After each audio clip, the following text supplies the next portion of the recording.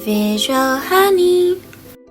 Hi everyone! Today I'll be talking about how to keep our hamsters cool and dangers and risk of torpor, which is a condition where the hamster's body starts to fail and all the organs start to fail, which actually eventually causes death. So it's actually quite important to keep our hamsters cool, especially in tropical climates like Singapore and where it can be quite hot all the time.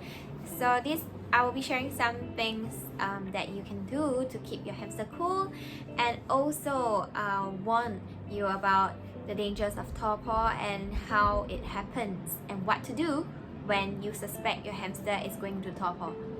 So let's move to the next part of this video. So how to keep your hamster cool? Well, there are many different ways, and most hamster parents in Singapore will buy a cooling fan that they can actually attach to the cage or on top of the cage so that it will blow into the cage and provide circulation as well as cool the air in the cage for the hamster.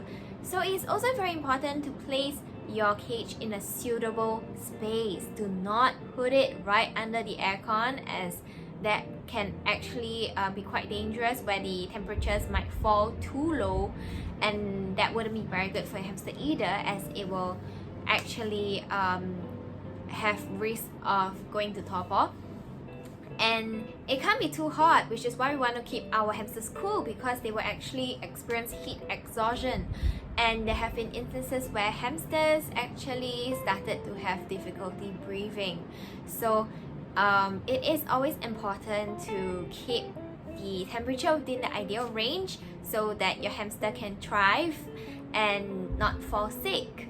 So some other ways that you can keep the cage cool, some things that you can use are glass tiles or glass, ceramic or granite accessories that you can put in a cage. And also it's important to provide sand pit, not only because they defecate in it and urinate in the sand area, but it is also cooling for them. So that's a place that they can cool down, and not just an area for easy cleaning, but it's also an enrichment. So it's really a win-win. It's really good for you to actually provide your hamster a variety of materials and substrates so that it can choose the comfortable temperature ranges as temperature changes throughout the day. So your hamster will have more options of where they want to nest and rest or engage and interact with play. So besides that, you can actually also get metal cooling plates. Those are also available.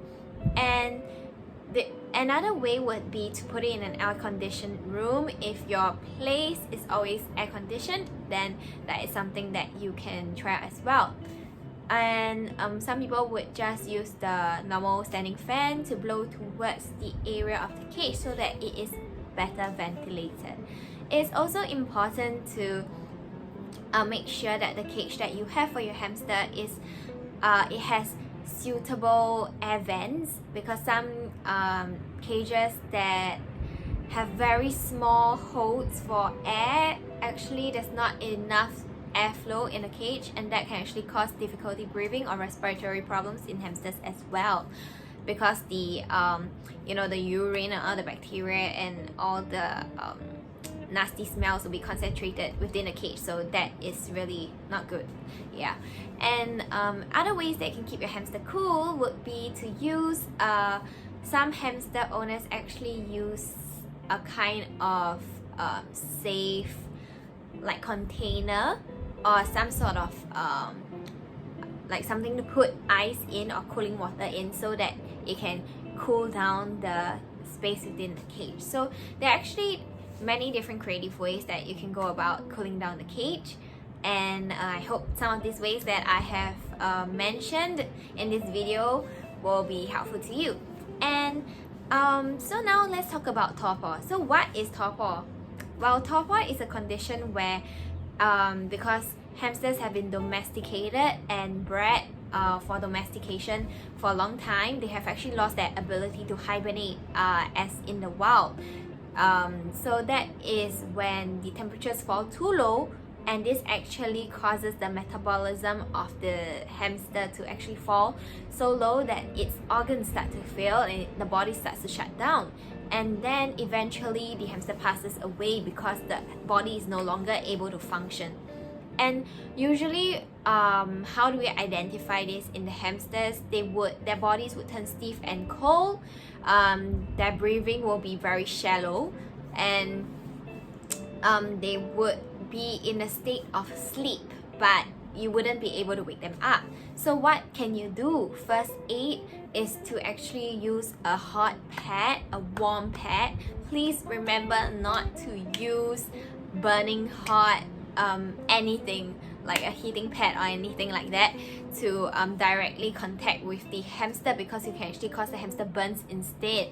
So it's important to wrap around and make sure that the temperature is not too high so that you do not actually burn the hamster. So you use that to warm up your hamster.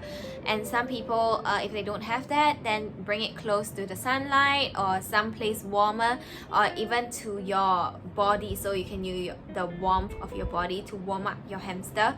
So that is the first aid that you can actually do at home, and try to feed the hamster some soft foods and water to rehydrate the hamster. So this is what you can do, but it is not always able to bring the hamster back to life. So if it is quite serious, then the hamster would still eventually pass away. So it's important to keep the environment of the hamster's cage in a suitable range, and this range is estimated to be about 18 to 28 degrees.